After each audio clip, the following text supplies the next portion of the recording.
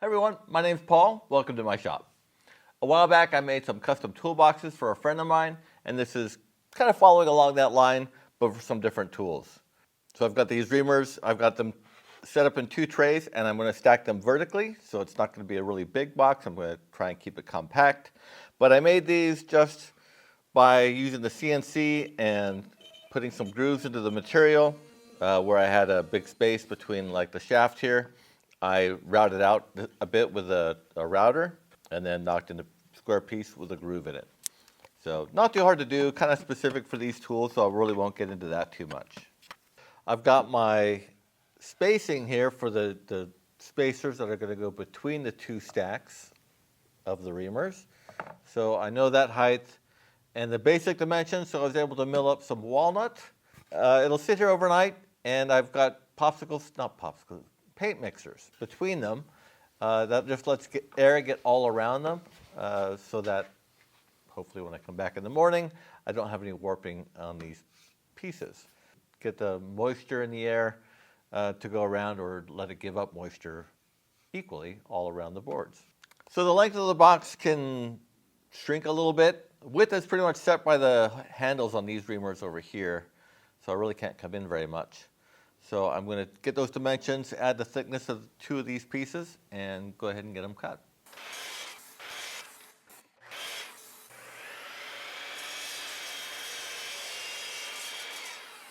I've got my boards cut to length, and I've got one of those Pica pens here. It's got the white clay lead, which is super soft. Not much good for much else, but it shows up really well on walnut. So I'm going to mark the tops and just number them so they go through my finger joint jig, kind of like a carousel in order. So.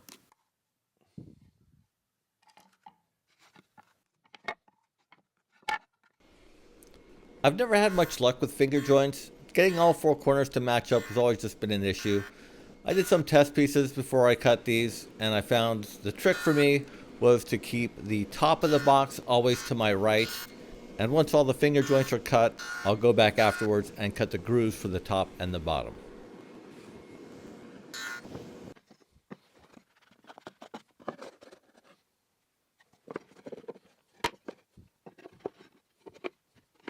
That came together pretty well. I'm just going to knock it apart, mark the bottom and the top on the insides, and change the blade on my table saw to a square tooth blade and cut a groove out for the bottoms and the top.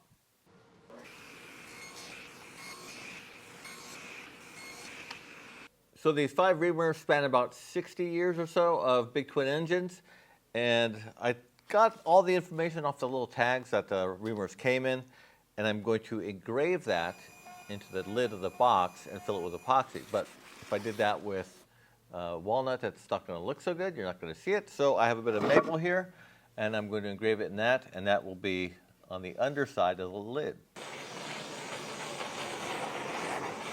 For the epoxy, I'm using Total Boat's tabletop epoxy, and I like it because it dries fairly quickly in comparison with the deep pour stuff. In the summer, it's just overnight and I can start scraping it, but in the winter when it's cooler, I give it a full 24 hours before I scrape it clean.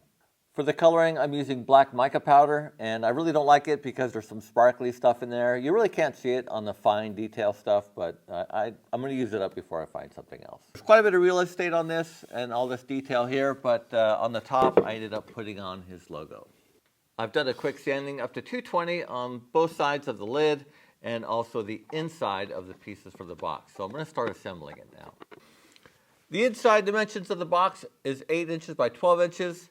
And the depth of my grooves is 1/4 inch, so that's 8.5 by 12.5. So I'm just going to knock 1/8 of an inch off of that, which brings me to 8 3/8 and 12 3/8. I want to make sure that I keep the logo in the center of the lid, so I need to take an equal amount off all the sides. So I need to take 5/16 off the top and then 5/16 off the bottom. To keep everything centered with the text, I've got my center finding ruler, and I've got my longest line of text, and I've just got it set up here.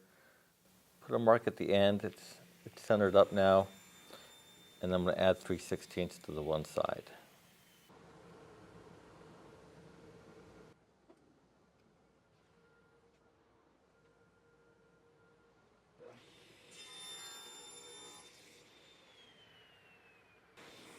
Once the top was cut to length, I put a piece of scrap wood against the blade and I cut out the groove to fit into the sides of the box.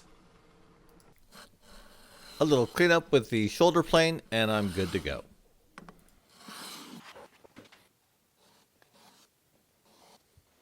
I've got the box dry fit. Everything fits nicely. There's a reveal going around the top for the lid, and I've got some playing cards. I know how many it takes so that we have a nice even reveal.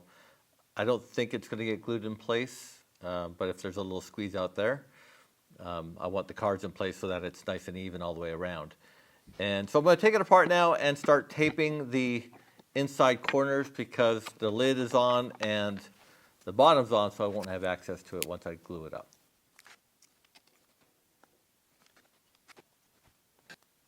I'm using tung oil as a finish for this whole box, and I'm not going to be able to get at the sides of the top or the lid once it's glued in, so I'm going to get a coat on it now.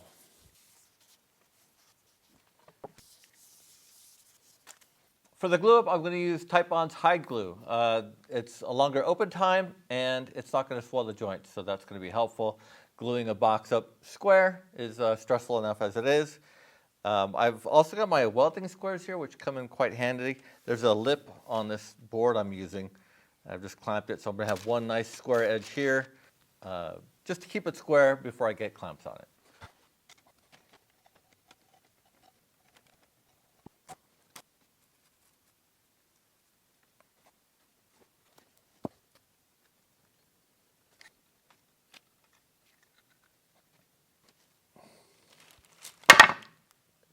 Dummy!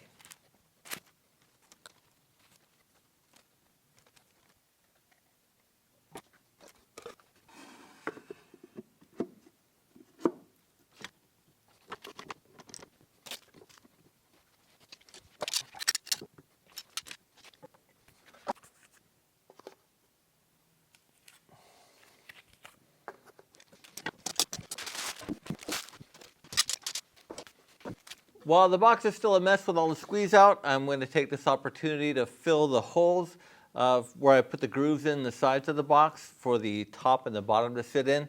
Of course, those are going to come out the front or the sides.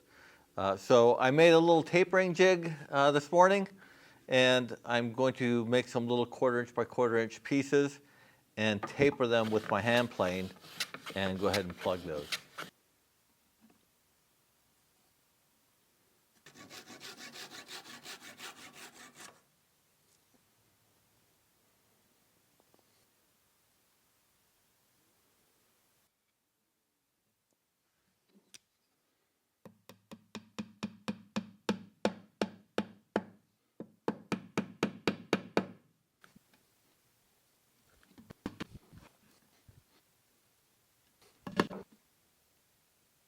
I'll let these plugs dry overnight, and since I'm at it, I'm going to pin the top in place since it's still floating around. I want it to be able to expand and contract a little bit.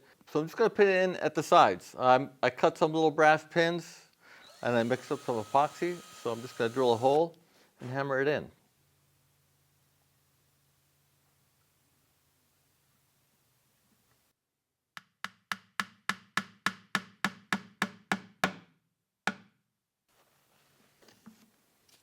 So I need to cut the excess pegs off, and normally I would take it outside and give it a bit of a sanding, but we're having some unusual weather, so I'll have to hook up the shop vac and do it inside the shop.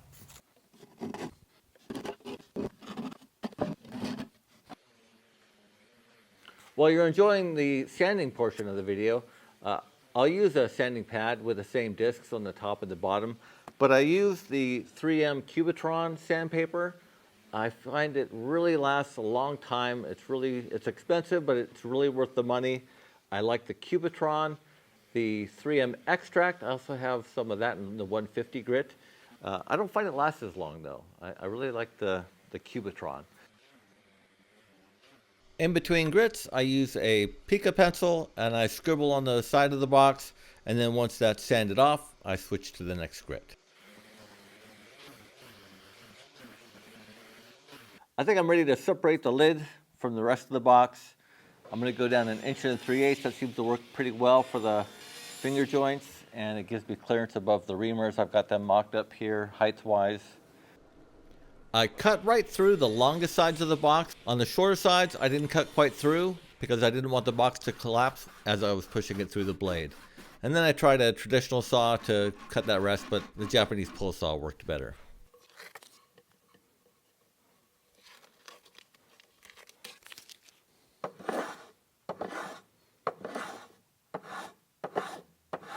I milled up some maple from the same board that the top is from.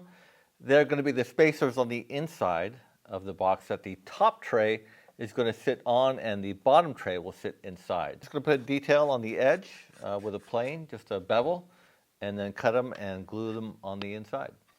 I'm not going to get fancy with these, no miter corners or anything, just going to 90-degree cuts and drop them in.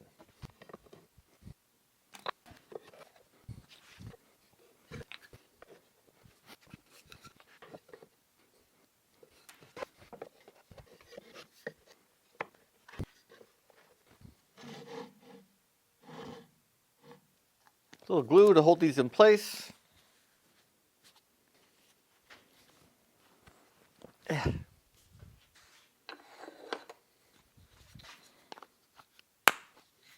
It's probably the most satisfying thing I've ever made in this shop.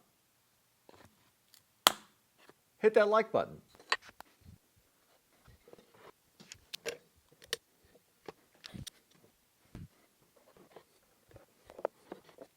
I had a hinge I was going to use. It's a piano hinge or continuous hinge, and it's a stopped hinge. So it's going to stop the lid from opening beyond, I think, like 95 or 100 degrees, and I like that idea. But it just doesn't seem to work as far as the look. So I went to Woodcraft this morning and picked up something that's a bit beefier and I think more fitting for the box. So I'm going to get those fitted.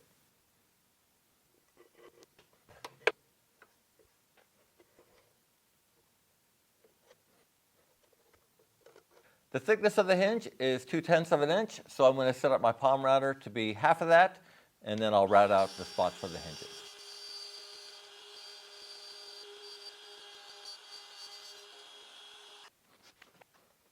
I probably should have ran the marking knife around the hinges before I routed out the material.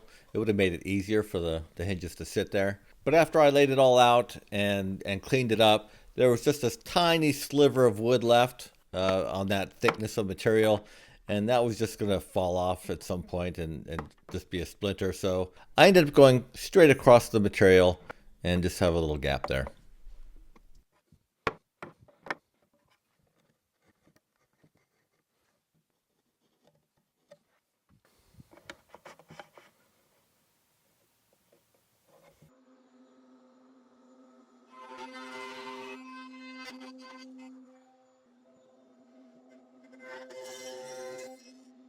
I used my table router to put just a little indent on there with a round over bit, just so you get your fingers underneath there.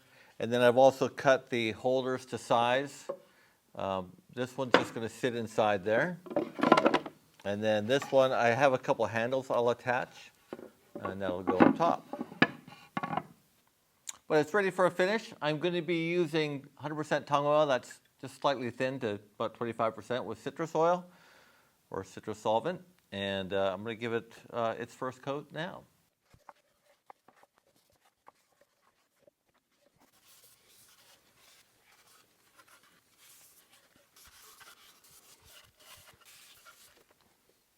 I've put 3 coats of tung oil on this over the course of about a week, and it's ready to get put together.